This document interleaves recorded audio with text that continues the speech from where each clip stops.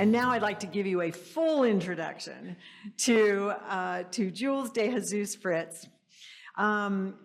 Jules and her family at one point surrendered their lives and her career as a celebrity makeup artist to take a leap of faith. And they began to follow a higher calling. Now, Jules is not new to Unity. She has been to Unity. Matter of fact, she shared a story with me when she was pregnant with Julian and so Julian got a pretty early introduction to Unity too, in utero. And she served as a Unity prayer chaplain, but she has also graduated from 2 programs from Cornell University, a wellness counseling program and a women's entrepreneurship program. And she is now trained to confidently and responsibly hold space. And so she's bringing her skills out along with her family out on the road and is traveling around North Carolina right now. We are very lucky to be gifted with their presence in our state for a little while. Now, Jules and Josh, her husband there in the back, they together have co-created what they call Miracle Lab. And this is how they specialize in working with spiritual organizations such as ours and also entrepreneurs to clarify and align their vision, mission, and beliefs with their online platforms. So specializing in how to have an online presence that really aligns with who and what we are. We are actually having conversations with Josh as Unity of Charlotte as to how we may be able to work together. Because together we really want to have the most effective and positive impact on the world. Jules and Josh are currently based in a 25-acre homestead that is in Hopeful, Georgia. You couldn't live in a better place. Hopeful, Georgia. I love that. That's where they're growing their Miracle Lab. They homeschool their children. We introduced them, Julian and the twins, and their caregivers to Jules' mom, who also travels with them, and she's back there with us too. They are so grateful for the freedom to live their dream life. And currently traveling through North Carolina, they're promoting their book and doing these workshops, and we are now so privileged as I invite you to give a warm welcome to Jules De Jesús Fritz. Come on up. Thank you. Thank you so much. Hey, everybody. I feel like y'all really know me now. You know some things I've been through, some amazing moments in my life. I'm just going to set this down here. Thank you for having me. I have wanted to be here for a long time, so it's very exciting to be here. Now, did y'all catch my name? Did y'all catch that? Right? It's long. I know it's a lot of name. It's okay. Here's why it's okay. Did you notice De Jesús is right in the middle? Y'all, that means of Jesus, right? It was my maiden name, but when I got married, I moved it to my middle name because I'm not leaving Jesus out, okay? Who is not me, not this girl, bringing Jesus with me everywhere I go, right? So I'm so grateful to be here and be able to share this message, this work that we're doing around emotional intelligence. So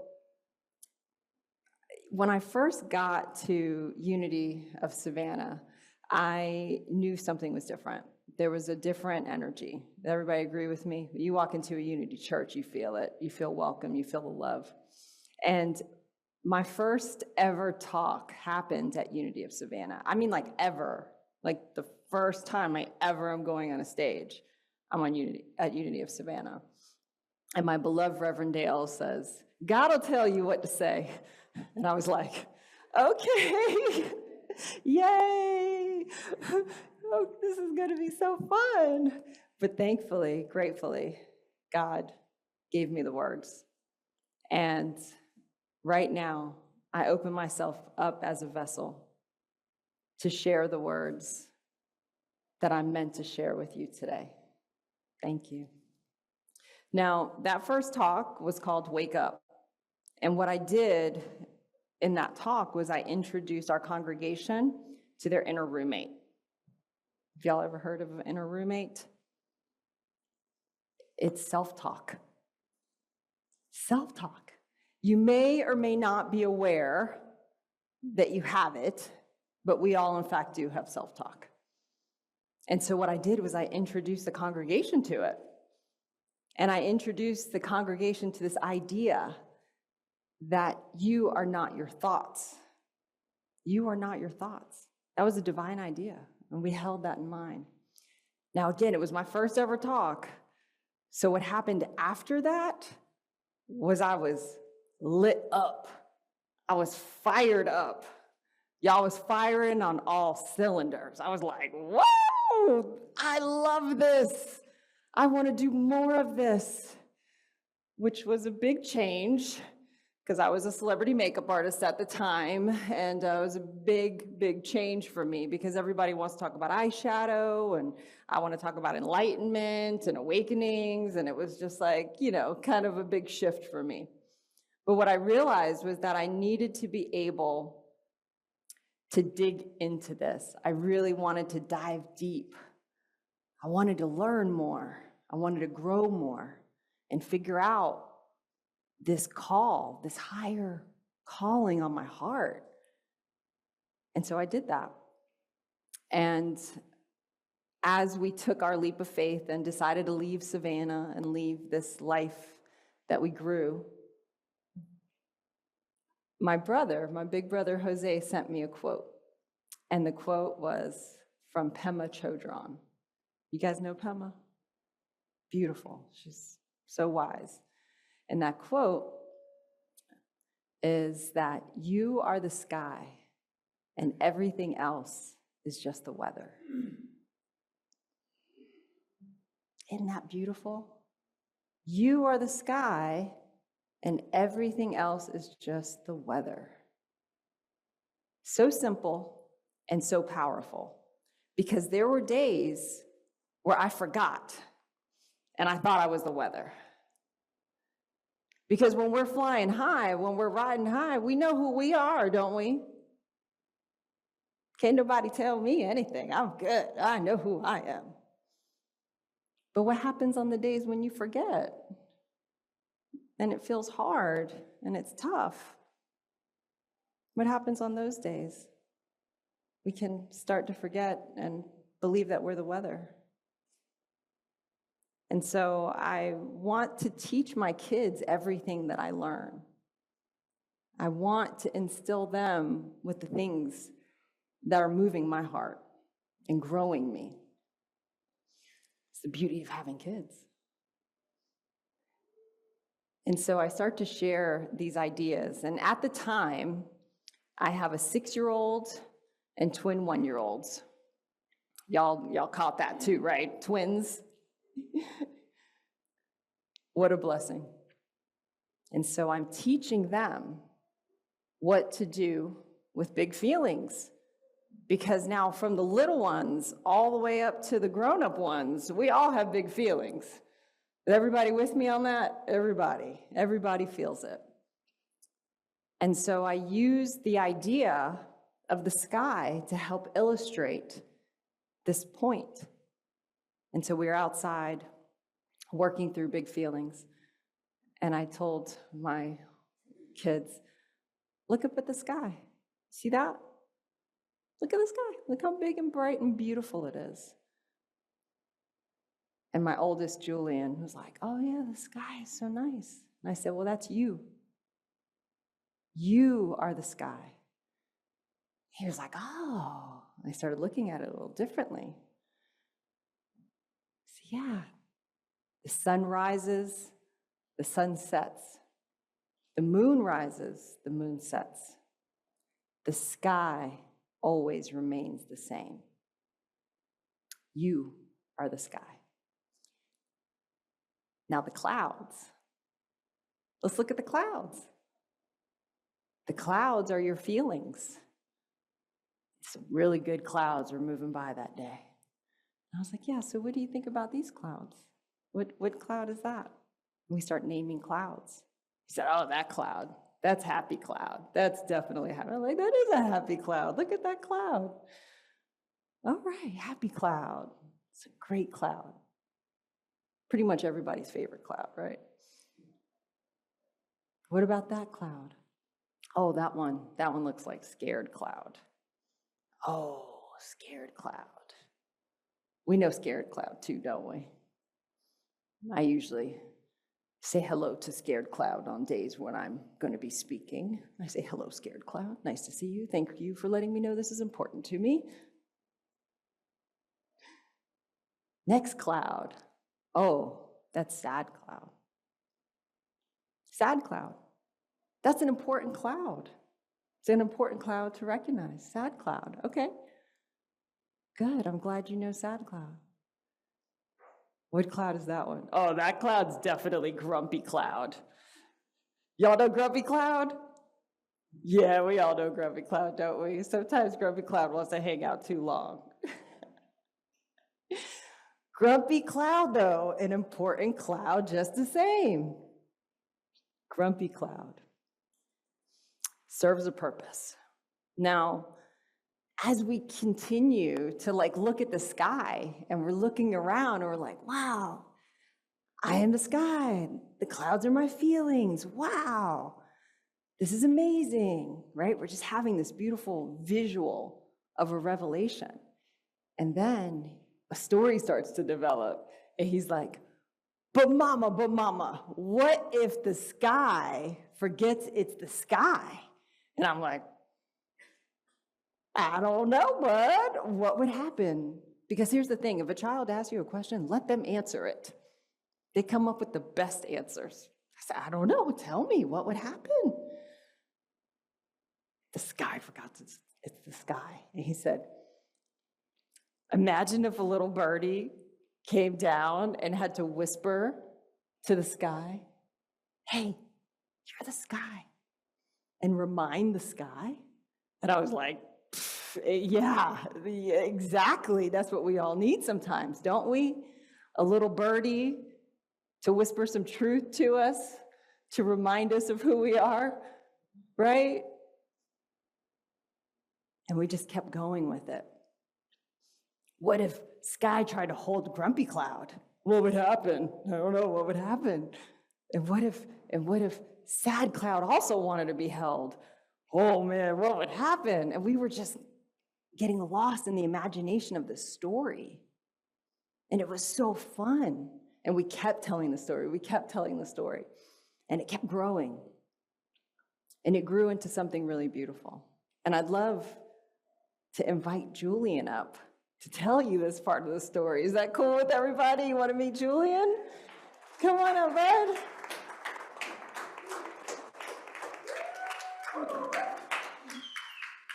So let's see. Let me make sure I got your microphone on. You get a mic, bud.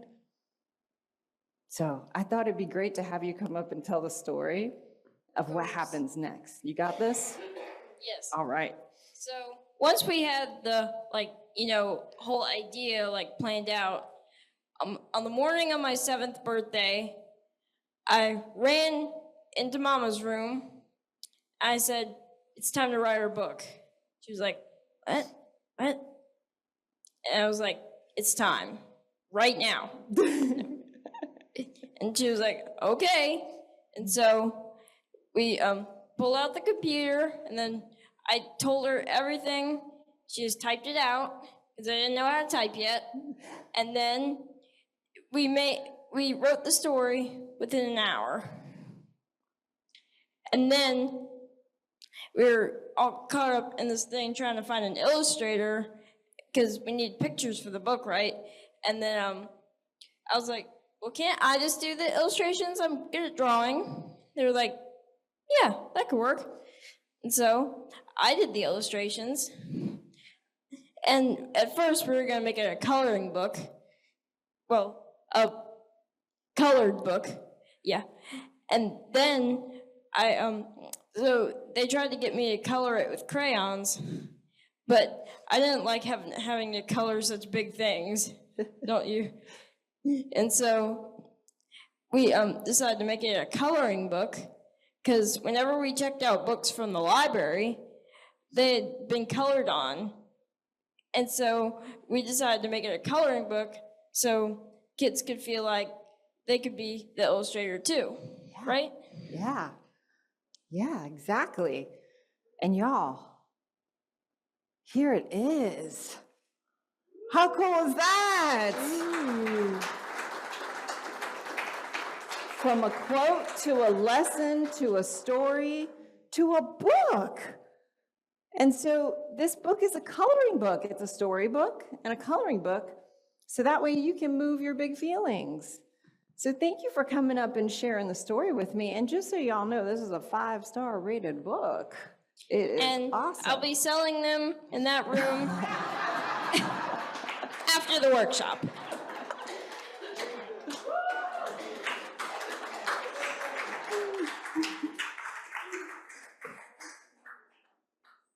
I love him so much. You see, conversations with your kids, so fun. You never know what'll happen. You'll never know what'll happen. Now, what I expected to happen once the story was born and the book was published and it's out there, what I expected is that there were going to be kids that were going to feel better by learning this lesson in the story. What I expected was that parents and kids together would love reading this together and coloring, right? I expected that. What I expected was that it was going to help kids to feel seen. Oh, yeah, me too, I get this. And maybe be inspired by a child author. That's what I expected. What I didn't expect were for all the grown-ups.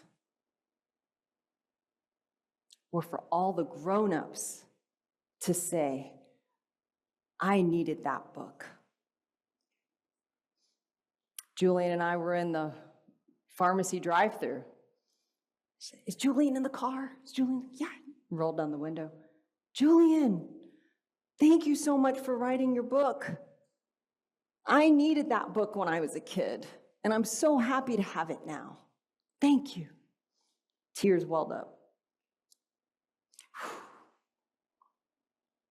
What I didn't expect was to get a review that said, during my medical scans, when I was so scared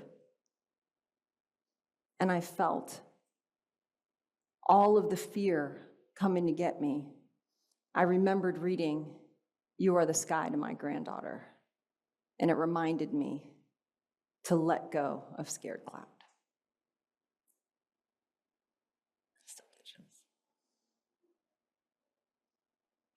What I didn't expect was when we had a yard sale. We had a yard sale, and our neighbor came over and bought a book. Because you know Julian, he's got it set up like a lemonade stand. He's like signing the books, and it's fantastic. As he should. A neighbor was so happy to buy the copy, left. The next day, he comes back. First thing, he's like, hey, y'all, good morning, nice to see you. I need 3 more of those books right away. I didn't expect that book to bring me to tears. I need 3 more right away from my other grandchildren. And then he proceeded to have this conversation about his feelings. And I think it may have been the first time he ever had a conversation about his feelings with our family. Y'all, how beautiful is that? Emotions are important. They need to be discussed. They're also not personal. You know why? Because we are the sky. We are the sky. Now, the other thing I didn't expect was to be so inspired myself by my son to finish my book that I had been working on. It was just kind of living in a Google Doc, because life. But it was my work. It was what had me lit up on stage, remember? It was what had me wanting to walk away from my career. It was what I knew was my higher calling, but it kind of was getting lost in a dock. And Julian's book inspired me. And I was like, whoa, okay, there's a lot of grown-ups out there who did not know this. And now they need to know what to do with these feelings now that they know that they are not their feelings. Okay, on it. Let me work on this. And so I proceeded to write my book and figure out a plan, a process, a method of how you could feel stronger and have that maturity, right? That maturity, that strength, that self-mastery. So you can show up in those moments the way that you want to show up. Am I the only one who's ever showed up in a moment in a way that I didn't want to show up? Am I alone? No, thank goodness I'm not alone, right? Sometimes you show up and you're like, oh, I can't believe I acted like that. I can't believe I said that. What if you could hit pause in real time? It's possible. It's possible. Now, here's the catalyst for my book. Julian was the inspiration. The catalyst for my book was that I wanted to show up better in situations with my mom. I wanted to really be the love, right? So I found myself like leaving visits and being like, man, I wish I would have been more patient. I wish I would have been more loving and kind the way I want to be. This is really tough. We didn't know there was a dementia diagnosis on the horizon. All we knew is that things were just difficult. Do you guys know Ram Dass's quote? If you think you're enlightened, spend a week with your family. Yeah, there's truth to that. So I knew that if I could figure that one out, I could do anything. I could do anything. And that's what I did. So inspired by Julian, having the catalyst of wanting to be my best self in all situations, including with my mom and family. Let's go. Let's do this. And that's what I did. So I'm just curious, who's planning to be at the workshop, be at my workshop this afternoon? Give me some praise hands. Oh, yes. Oh, I'm so excited to see all these waving hands at me. Awesome. So excited. We're going to really dive deeper into this, and I'm going to teach you a method. And you're going to pull it out of your back pocket when you have a situation, and you're going to be like, I know what to do here. Okay? But now, for those of you who are not able to come to the workshop, I still want to give you something. Okay? Because our time together is a divine appointment. I believe that. Like, think about it. All the people in the world. And in this moment, we are in this room, in this space together. That's a miracle, right? That's a blessing. And in this moment, I want to honor that. I want to honor our connection. And so what I'd like to do is kind of move us into, we'll say a meditation, but it's more of a guided visualization. Is that cool with you guys? You good with that? All right. So this is our time to just kind of relax, settle in, close your eyes. Don't worry, I'll drive. Just going to take a nice deep breath, however feels most comfortable to you, okay? You can go in through your nose, out through your mouth, in through your nose, and out through your nose, whatever feels best. We're just going to take a moment to settle into this moment right here, right now. Honor this moment. Honor the oneness of the connection that we all share together and the love of God that is holding us right now and always.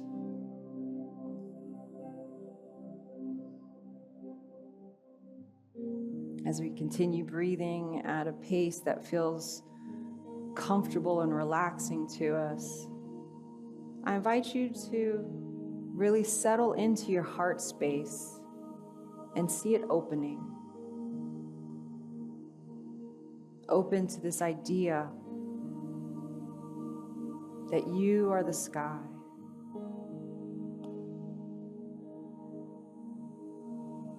Think of the most beautiful sky you've ever seen.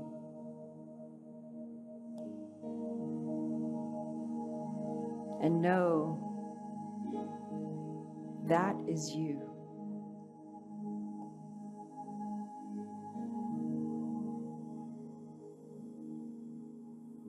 With this idea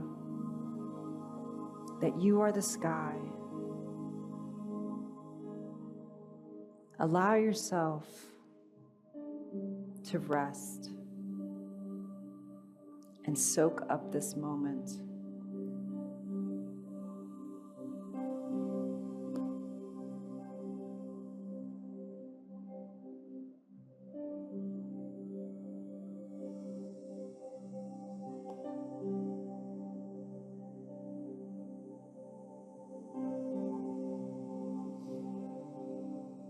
As you're resting in this moment,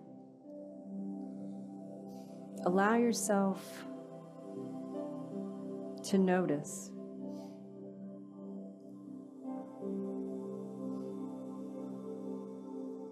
Is there anything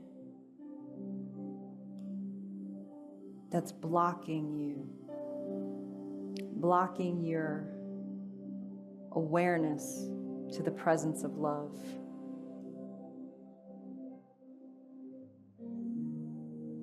Are there any clouds that need to be released?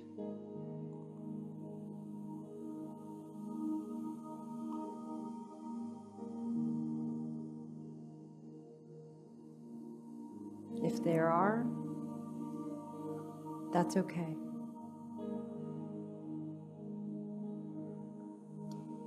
What I want you to do is greet that cloud. Acknowledge it.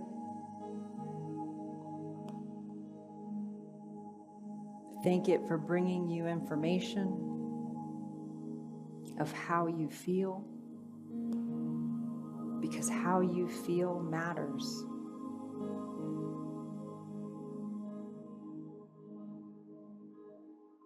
Bless it.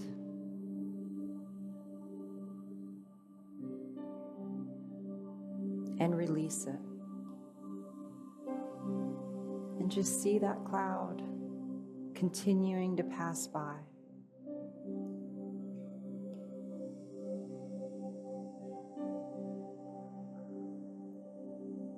You, the big, beautiful, bright sky, is even more expansive than you can even see or imagine.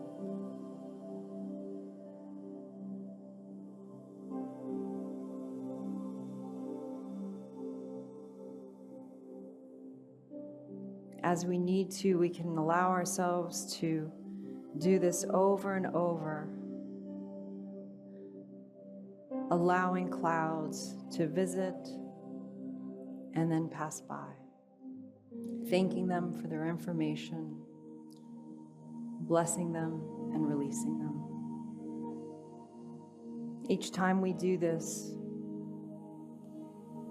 this is an offering that we're giving over to God.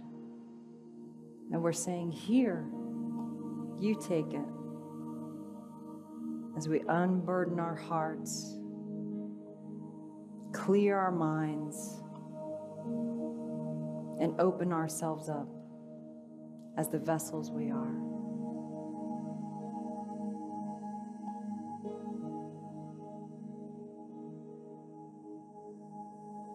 Every time we do this, our love to ourselves, to each other, and to Source grow deeper. And so as we close out our time of meditation, just invite you to do one last inventory, one last looking around. Let's focus again on our breathing. Nice and easy pace.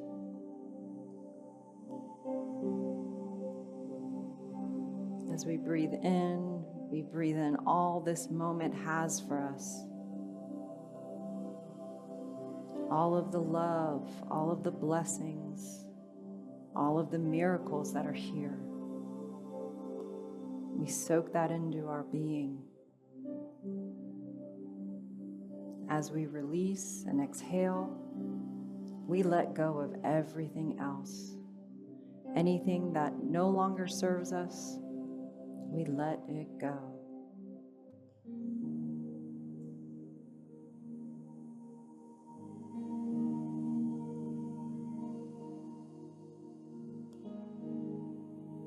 And in this moment, we give gratitude. We say thank you. Thank you for the ability to do this. Thank you. Thank you. Thank you.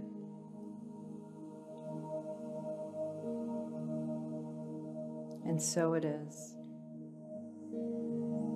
Amen. Now you guys can start coming back to me. Hi. How did that feel? Feels good to let go of things, right? It feels good. A lot of times we just hang on to stuff way longer than we need to. And this message, my prayer is that it serves you as that little birdie that reminds the sky that it is the sky. Because when we can allow ourselves to let go of the burdens, when we can allow ourselves to be open, that's when we can do our purpose work.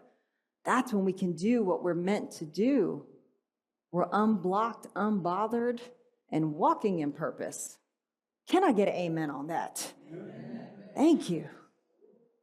When we can do that, we can then fire on all cylinders the way that we are meant to. Because we can remember our true power of position and our position of power by standing in the moment and saying, I know who I am, without a doubt.